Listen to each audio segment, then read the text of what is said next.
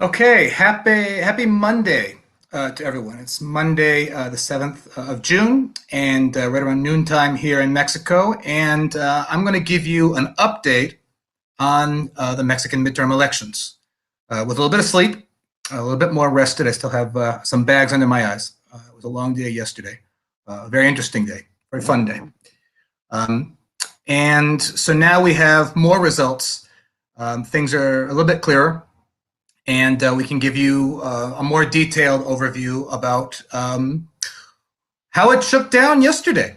I've still got a smile on my face, so that's there's an indication for you. So let's get right down to it. How did Morena do yesterday? How did Morena and its allies do? So let me share the results with you. And what I want to do is go to the page of the INE, if you can see this. These are the results from what's called the conteo rápido, or the fast count. These are not the final results. The final results will be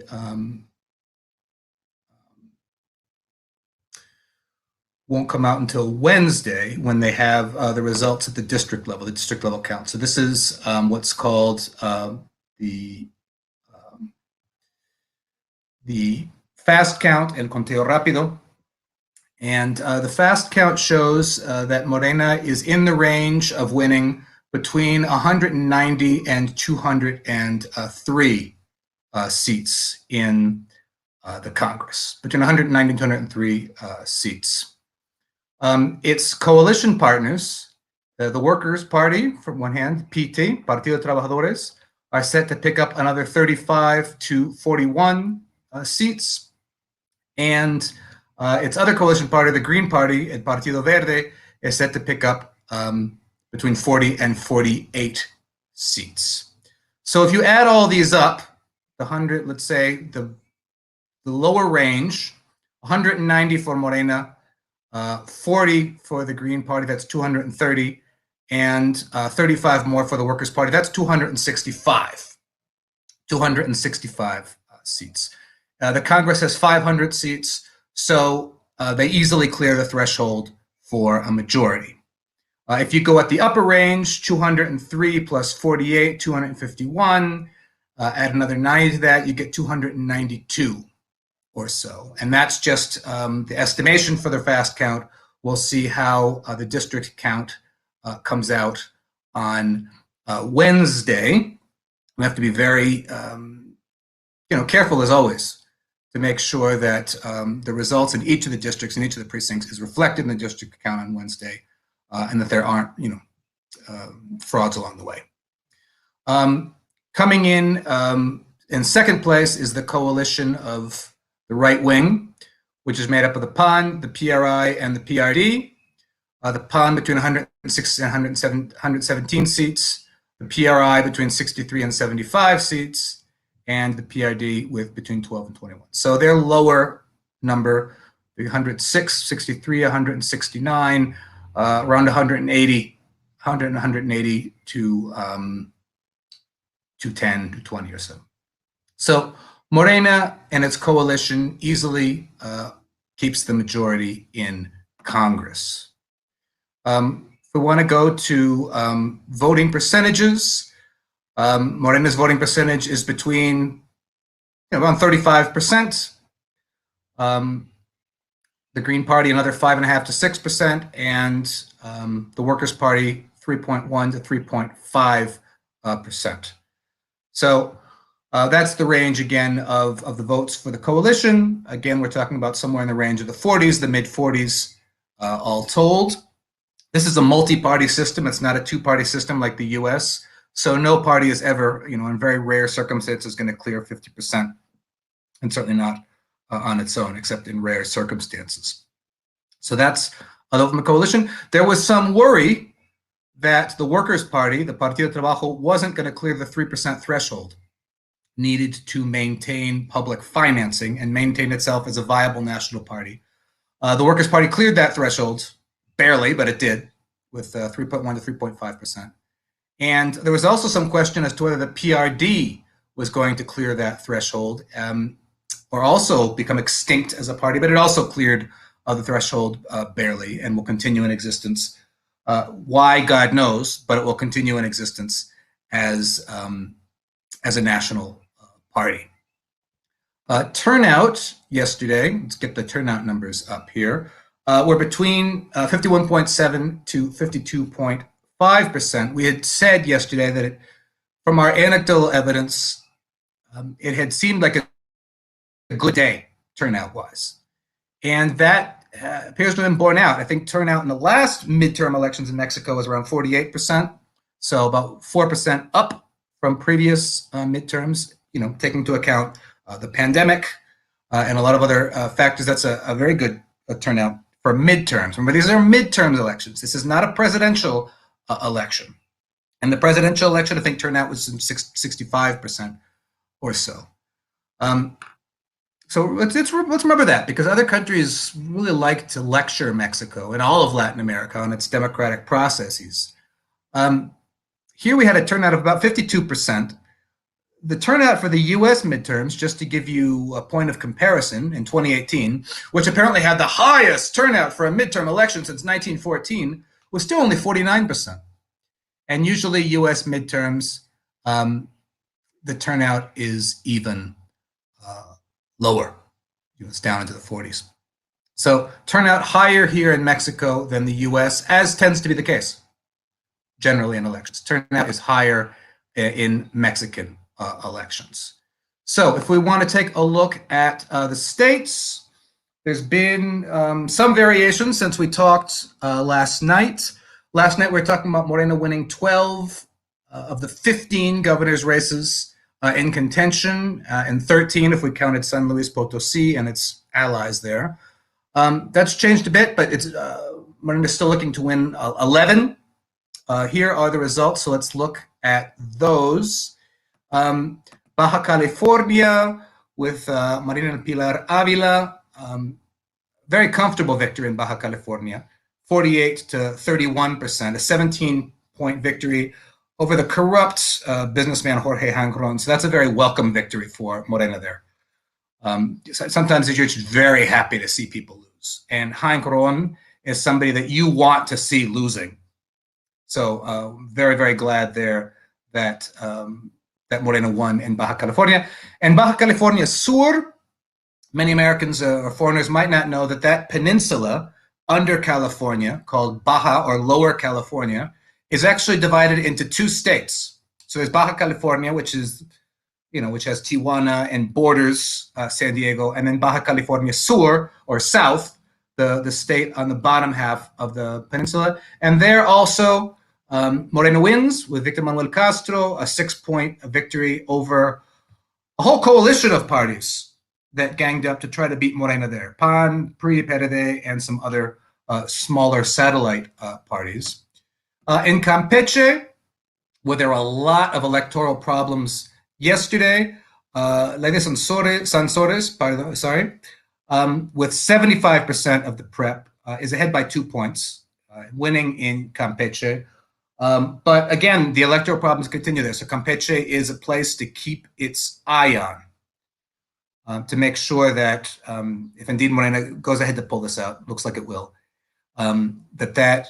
that victory has to be defended against, a lot of the typical machinations of the old school of politics, vote buying, in some cases, theft of ballots and other things that we saw yesterday in a series of videos.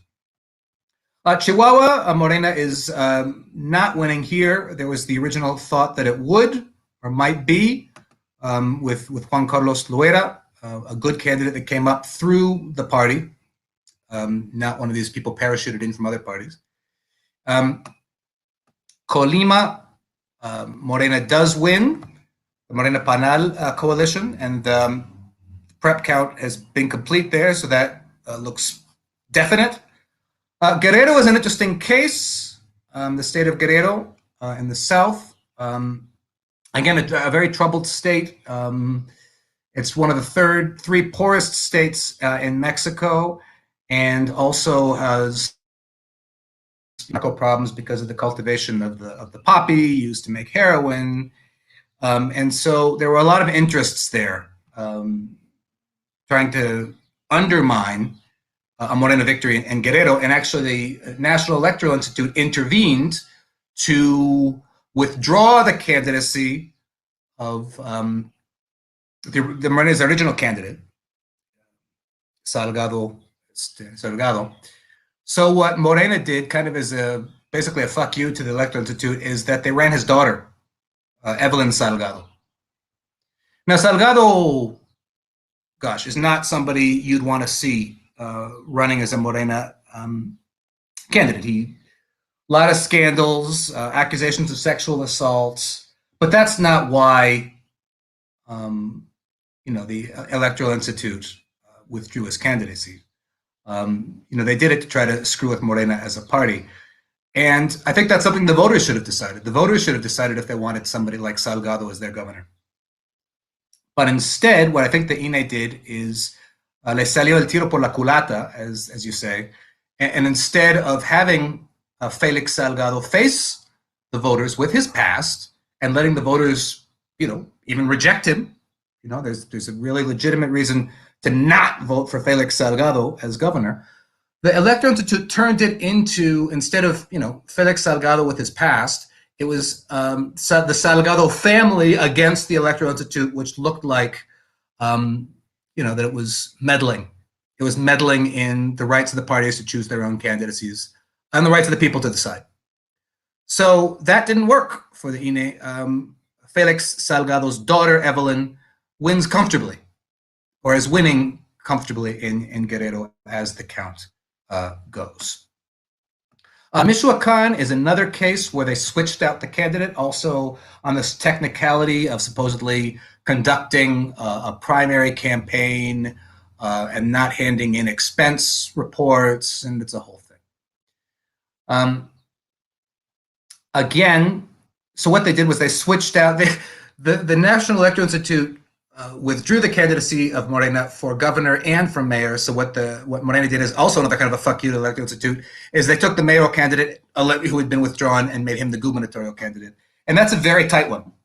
That's a very, very tight one. But Alfredo Ramirez Bedoya appears to be eking it out over the right-wing coalition candidate there. Nayarit, a very comfortable victory for Morena there. The next two states are disappointments for Morena, but you can't win them all. Nuevo León, where some very terrible candidates were running it out. Looks like Samuel Garcia of Movimiento Ciudadano is winning. Morena in Nuevo León picked a candidate, Clara Luz Flores, who had been in the PRI up until very shortly before the election. So we're not talking about, a solid left-wing candidate with a long history of left-wing militancy. They took a switchover candidate from the PRI, and she lost. There was also some scandals there during the campaign that she'd had contacts with the head of this sect, NXIVM, I don't know what it's called, Keith Renier. A number of members of Mexico's rich elite have been involved in this sex. It's a scandalous sect situation. First, she said, I never knew this guy. Then she said she had meetings with him. Anyway, it wasn't that huge a deal compared to some of the stuff that Samuel Garcia and Adriana de la Garza pulled off. But anyway, it hurt her there enough to kind of knock out her candidacy.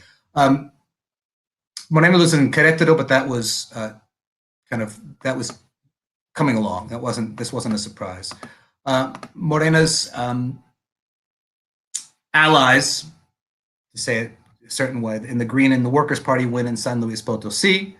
Then Morena picks up Sinaloa comfortably, picks up Sonora comfortably, picks up Tlaxcala comfortably, and picks up Zacatecas comfortably.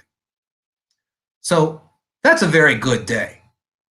That's 11 out of 15 of the governorships, and a lot of them in the north, where Morena had virtually no presence before 2018, before the Lopez Obrador victory, and where no center-left party had ever had any presence whatsoever. Mexico has got a north-south divide, much like the United States and other countries. Very much a regional divide. Center-left parties in Mexico have done well traditionally in Mexico City and in the South. But in the North, never. If you look at the 2006 electoral map, Lopez Obrador exclusively won center and South states and not a single state in the North. He did a little better in 2012, and then in 2018 ran the map and won every state but one. And that's continued here in the sense that even without AMLO at the top of the ticket, Morena has won some very, very northern states, some very, border states. So we're looking at, northern industrial states, higher income states in general. So Sonora, Sinaloa, looking over here, Nayarit, Colima, and the two Baja Californias. So this really bolsters the argument that Morena has become a national party. It can win anywhere in the country. It can win in the North, it can win in the South, it can win in the Yucatan Peninsula, it can win in higher income states relatively. It definitely wins in lower income states. It's very much extended its reach. And the good part of yesterday's results is that it did extend its reach. It only was governing 6 states before yesterday, and now will come out governing approximately 17. We'll see how that plays out finally, but so that means Morena will be governing in more than half of Mexico's 32 states. So that's a big jump for Morena. Now, let's talk about where it didn't do as well. We've got to see the full picture.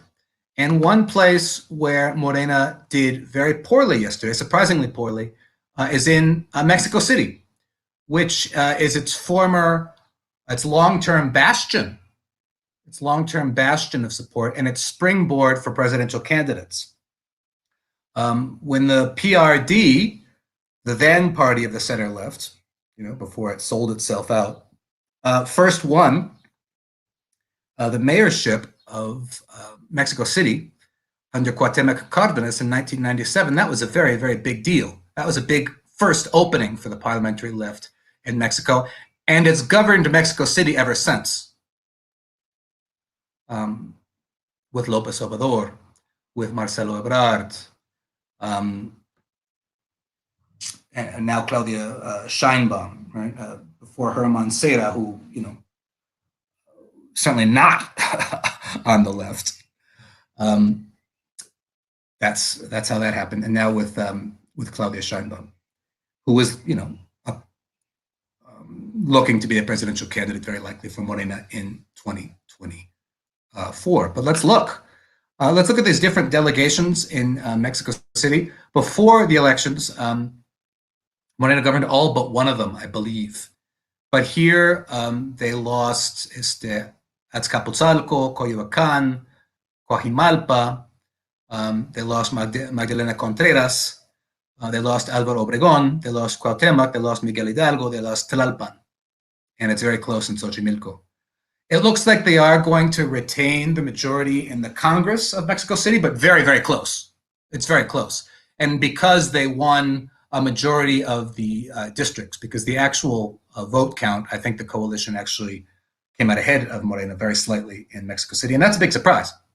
That's a big surprise because this has been Morena's hold, stronghold, its fortress since 1997. So I think part of it is kind of the inevitable erosion of governing a city nearly 25 years uninterruptedly. Over time, there's going to be an erosion of support, especially if you're not careful. And of course, a lot of this has to do with a punishment vote, a voto de castigo, because of the Metro disaster of a month ago, the Line 12 disaster where the elevated railway came down, bringing 2 cars with it and killing, I think, between 25 and 30 people. There was a lot of speculation at the time as to whether Morena was going to be punished at the national level because of that, considering that it's a Morena government in Mexico City. That appears not to have been the case, but a very localized vote in Mexico City, that does appear to have happened. So that's something that Morena has to reflect upon and really think about. There's a bunch of things that, a lot of very good things, but also some things that Morena has to really reflect upon in this election. Now, one more thing that I just want to cover before we end our little statistical overview is that a lot of the press is trying to spin this that Morena lost its absolute majority. Okay? Or Morena didn't get what's called a qualified majority of 2/3 in order to be able to pass constitutional reforms on its own. Morena never had that. Morena never had a 2/3 majority, not in the last Congress. Has never had that. So you can't lose something you didn't have. These are attempts at spin. So just today, El País says Morena loses absolute majority, but maintains control in Congress thanks to its allies. This is misleading. This is misleading. If you look at it now, if you look at the way it is, it will say that Morena won 256 seats in 2018, and this time it only won 197, 250 being necessary for a majority. And then it's only squeaking over the line because of its coalition partners. This is very, very misleading. If we look at the actual results from 2018, let's look at it. Let's see here. Let's look at it over here. Morena won 191 seats in 2018. I'm making it bigger so you can see it. Let's look at this. Morena won 191 seats last time. Its coalition partners, the PES, won 56, and the Workers' Party won 61. Morena won 191 seats last time. If we go back to the INE's projection of what is this time around, I don't know why it's so slow over here on this. Give me a second. But it's important to remember that, try this again.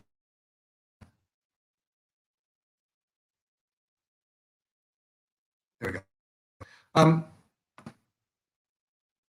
Morena is set to win between 190 and 203 seats, okay? 190 to 203 seats. If you go back over here, last time Morena won 191 seats. So that is, Morena is set to actually pick up seats in the Congress this time. It's going to pick up seats. Where it actually lost were with its coalition partners. The PES no longer exists. It lost its federal registry. The Workers' Party is down, and it made an alliance this time with the Green Party, which kind of made up for where the PES was. So this is very, very misleading, these kind of diagrams. Morena got to 256 last time. Remember, it was at 191. It was moved up to 256 because its coalition partners passed representatives over to Morena.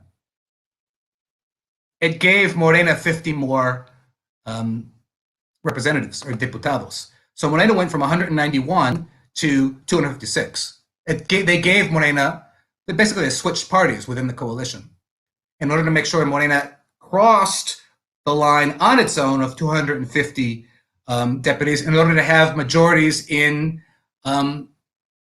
congressional committees and to be able to control the business of the Congress. And that is the exact same thing that's going to happen this time. Morena's coalition partners, the Green Party and the Workers' Party, will pass deputies over to Morena to make sure Morena gets up over that line, and then we'll be able to control congressional committees and the business of the Congress, what bills come up. You see? So it's very, very clear if you actually look at the results. Morena won 191 last time. It's set to win about the same or more, maybe 10 to 15 more. Its coalition partners are down. It still holds the majority. And a bunch of these people are going to go over to Morena and beef it up, just exactly like it happened last time. And people who report on Mexico know this or should know this, but they don't want to tell you. And they don't want to tell you because they want to help perpetuate this myth or this idea that Morena lost seats, Morena lost ground, AMLO came out somehow wounded out of this. And all of that is absolutely and totally false. It's absolutely and totally false. The coalition in a whole, yeah, be a little bit down from where it was. It was at 307 seats last time. This time it's looking to be around, between 260, 295. But it has what it needs. It has what it needs. We had said before the election that it was going to be between getting a majority and the 2/3. It got the majority. And Morena is actually up on seats in general. But, nobody wants to take the time to explain this to you.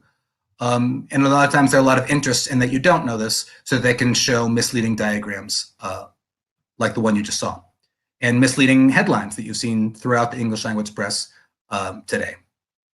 So in general, what do you need to know?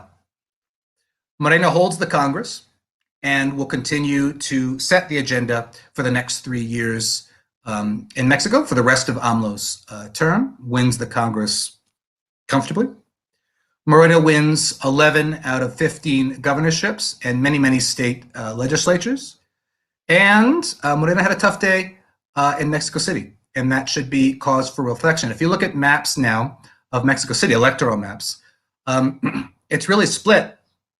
The west side of Mexico City voting for the right-wing coalition and the east side of Mexico City voting for the Morena coalition. So polarization has come to Mexico City on the electoral maps. So there we are. So let's smile. Let's take a moment in a world of where the right and the far right rampaging around large parts of the world. That this project of the fourth transformation, right, with all its contradictions and its flaws, had a very good result yesterday. People came out. People turned out. 52% turnout for a midterm election, and they held Congress. With all of the money flowing in from business people and, foreign financing and foreign funding and the wall of press, all the stuff that we've talked about and reported on, none of that worked. None of that worked. People were out there. People were voting. People were stopping vote buying in its tracks. People were even taking risks sometimes to stop certain situations where thugs tried to break up different precincts. So it was a great day yesterday. And it's nice to see that despite all the attacks and all of these dire predictions and all of these, AMLO is a disaster to the galaxy, that the Mexican voters saw through all that bluster, and came out and returned a majority in Congress and boosted its presence in Congress in governorships. So I'll be back again with one of these. I don't know exactly when, but I just wanted you to have the latest update as of now. Let's be pending on what happens over the next 2 days and the district counts. Some of these close races, whenever there's close races, that's where there's possibilities of fraud or different trickery there. So let's, democracy is constant vigilance. So it's not just vote and you're done. It's a constant vigilance. And one final point, we have to be very careful that if the right wing, as history has shown, when the right wing can't win at the ballot box, they then resort to extra parliamentary means. So expect more lawfare, expect more obstructionism, expect more attempts to foment international opposition to AMLO by means of, the United States, the European Union, the Organization of American States. Expect them to try to use the new TMEC to try to stop AMLO's initiatives, the replacement for NAFTA. If they can't win at the ballot box, they'll go try all kinds of extra parliamentary maneuvers to continue to try to derail AMLO's agenda. So constant vigilance. Take a minute, smile, and then it's back to work on this. All right, we will be back again. Take care and have a good Monday.